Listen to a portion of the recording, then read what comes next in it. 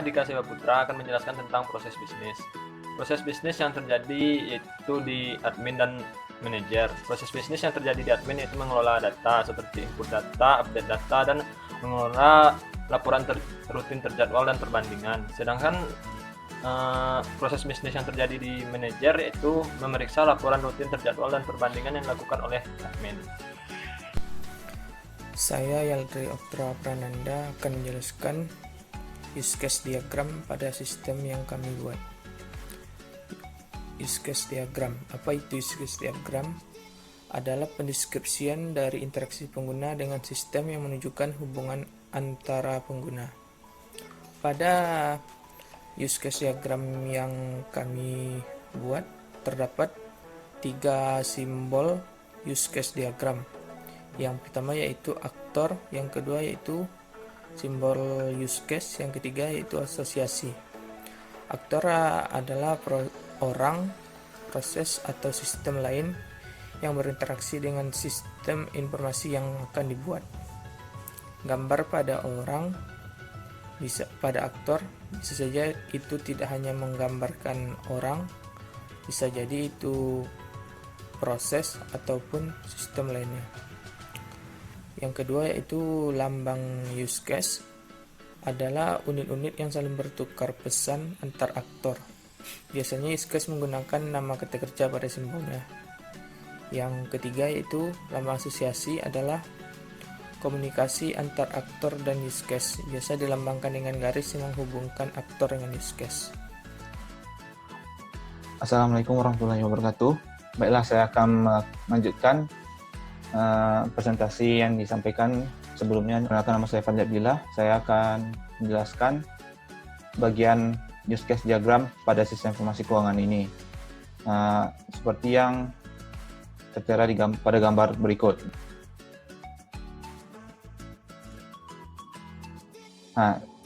Berikut merupakan use case diagram sistem informasi keuangan pada kelompok kami.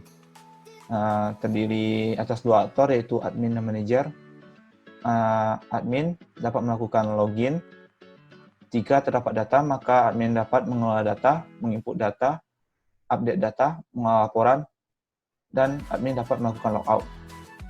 Sedangkan manajer melakukan login dan hanya melakukan pemeriksaan laporan dan logout.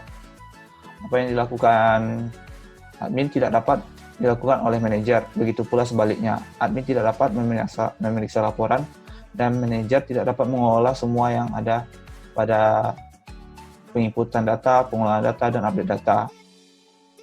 Dan tidak pula manajer dapat mengolah laporan. Dia hanya dapat memeriksa laporan.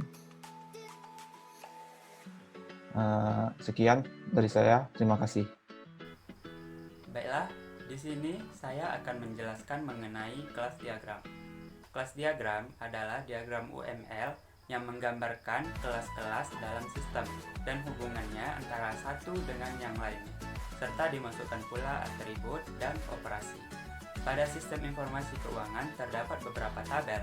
Tabel yang pertama yaitu tabel admin dengan atribut ID admin dan tipe datanya adalah integer yang berelasi dengan tabel karyawan yang tentunya data-data karyawan akan dibutuhkan oleh admin, dan berelasi juga dengan tabel sumber karena sebagai data nantinya yang akan dibutuhkan oleh admin. Selanjutnya yaitu tabel catatan dengan atribut ID catatan dan tipe data adalah integer yang berelasi dengan tabel karyawan. Nantinya pada tabel catatan ini akan ada pemberitahuan yang akan dapat dilihat oleh seluruh karyawan. Selanjutnya adalah tabel sumber dengan atribut ID sumber dan tipe datanya adalah integer yang berelasi dengan tabel admin. Tabel pemasukan dan tabel pengeluaran. Tabel pemasukan berelasi juga dengan tabel sumber karena nantinya pada sistem informasi keuangan akan ada sumber pemasukan. Begitu pula tabel sumber yang berelasi dengan tabel pengeluaran. Nantinya pada sistem informasi keuangan ada sumber pengeluaran. Selanjutnya adalah pada tabel pemasukan dengan atribut ID pemasukan dan tipe data integer, juga berelasi dengan tabel uang karena pemasukan itu berhubungan dengan uang yang masuk ke perusahaan dan sebagainya. Begitu pula pada tabel pengeluaran dengan atribut ID pengeluaran dan tipe datanya integer juga berelasi dengan tabel uang karena pengeluaran itu berhubungan dengan uang yang dikeluarkan. Yang terakhir adalah tabel hutang dengan atribut ID hutang dan tipe datanya adalah integer yang berelasi dengan tabel pengeluaran karena hutang itu berhubungan dengan pengeluaran atau uang yang dikeluarkan nantinya oleh perusahaan.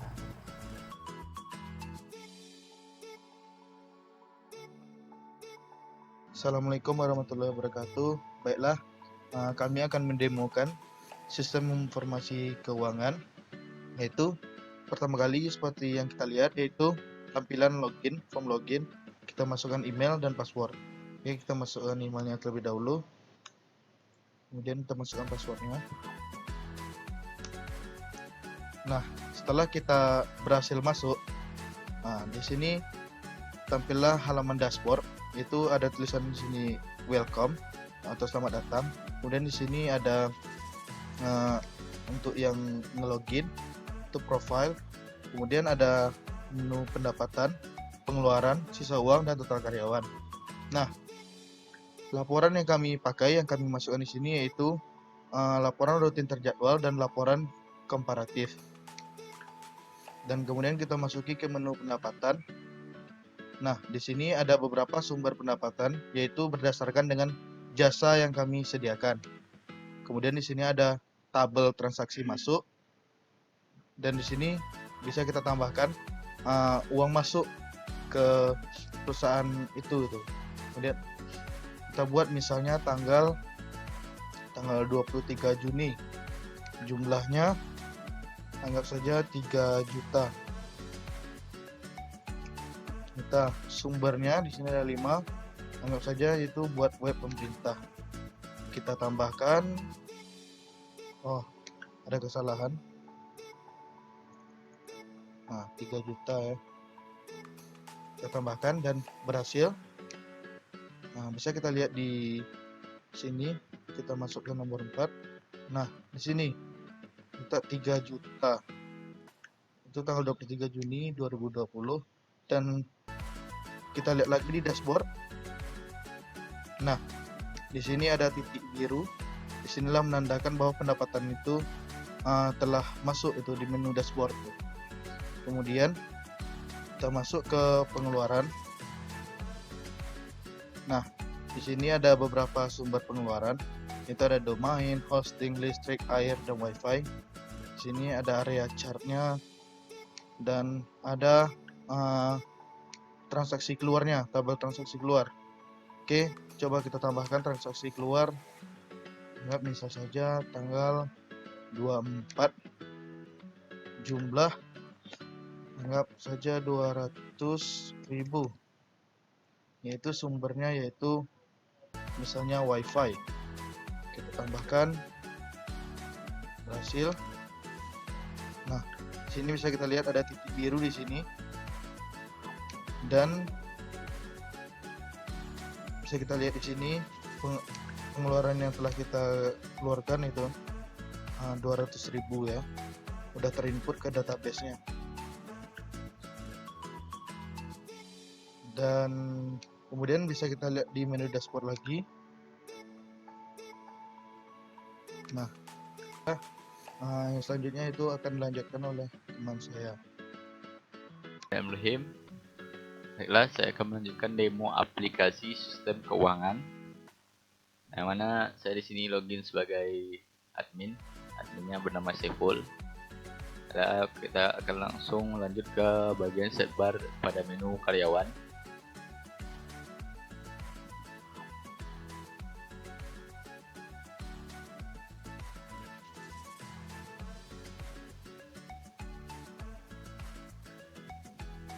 Baik, pada menu karyawan ini terdapat tampilan tabel yang berisikan nama, posisi, alamat, umur, serta kontak. Di sini juga terdapat live searching, yang mana terhadap admin ataupun user yang menggunakan aplikasi sistem keuangan ini dapat mencari karyawan sesuai dengan nama, posisi, ataupun alamat dengan mengetikkan kata pada live searching ini. Seperti saya coba. Maka yang mengandung huruf Riza maka akan tampil.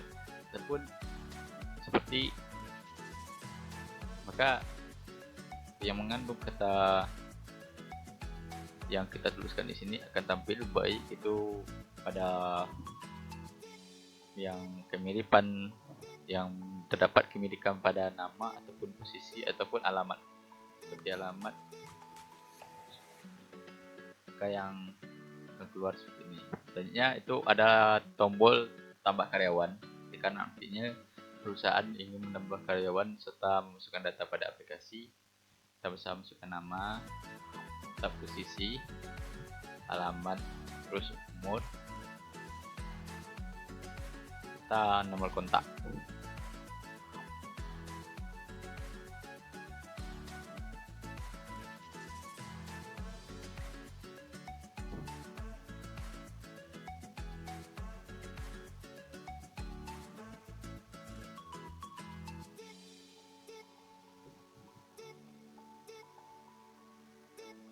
Di sini juga dilengkapi dengan tombol aksi, yang mana tombol aksi ini berguna untuk pertama mengubah jika nantinya pada saat penambahan ataupun ada perubahan informasi dari karyawan pada perusahaan yang menggunakan sistem ini.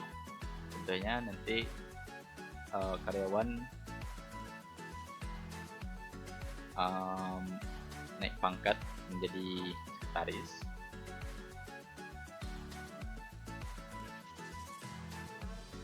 ataupun yang lain, ataupun nomor handphone berubah, jadi kita bisa mengubah datanya.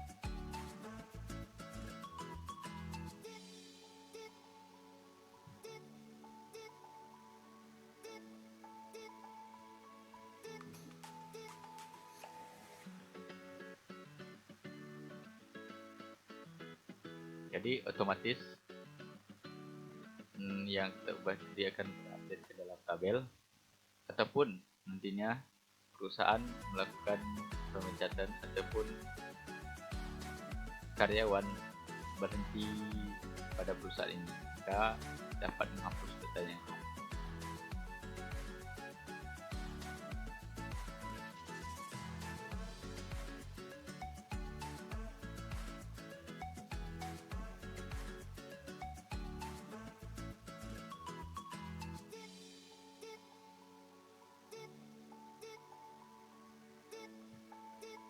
Oke, mungkin cuma itu yang terdapat pada menu karyawan. Kita lanjutkan kepada menu tagihan, hutang.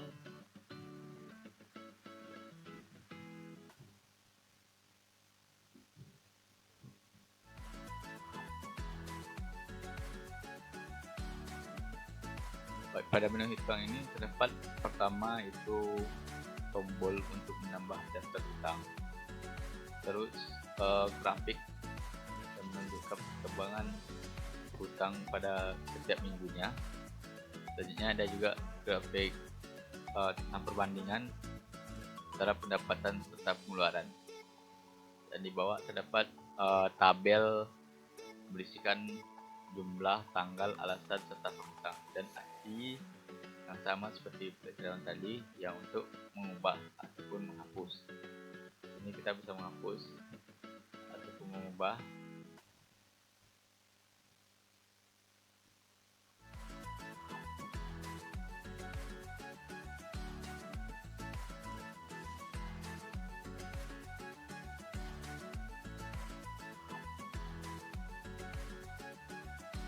Ataupun terdapat tambahan hutang baru, jumlahnya sekitar 150.000 pada tanggal 31 Juni, serta nama penghutang serta alasan.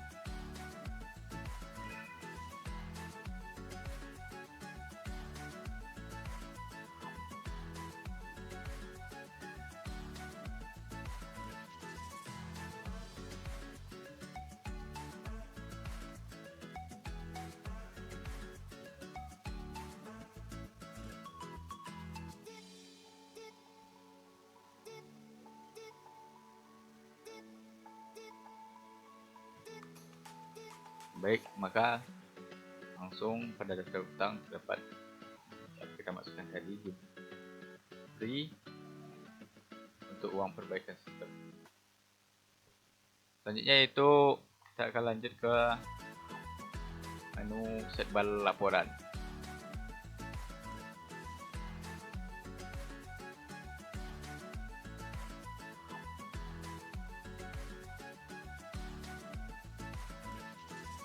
Pada laporan ini hampir mirip seperti karyawan tadi.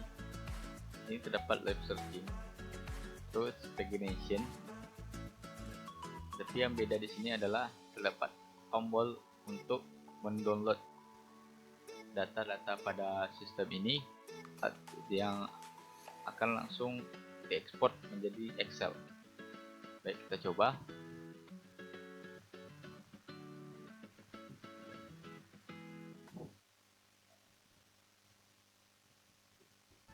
Kakak langsung masuk ke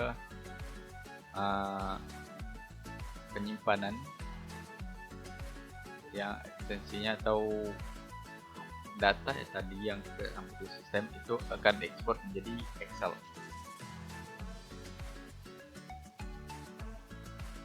Mungkin itu menu-menu yang terdapat pada sebar. Selanjutnya itu ada menu pada profile.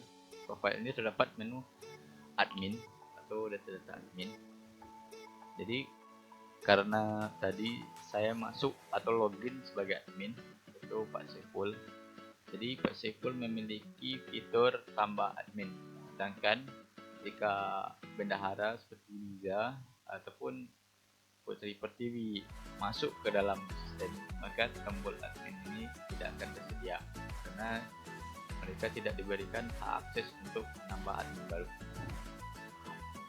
Untuk tampilannya sendiri mirip dengan yang tadi, terdapat tabel serta live searching serta pagination. Ini pagination berfungsi karena daftar karyawan masih sedikit, baru 4 orang. Mungkin itu pada menu admin. Selanjutnya itu terakhir login. Jadi ketika sistem ini selesai digunakan, user ataupun admin ataupun manajer selesai menggunakan sistem, maka akan mendapat logout atau melakukan logout pada sistem dengan cara mengklik pada menu sebelah kanan atas lalu logout. Sini akan terdapat alert untuk meyakinkan apakah ini keluar.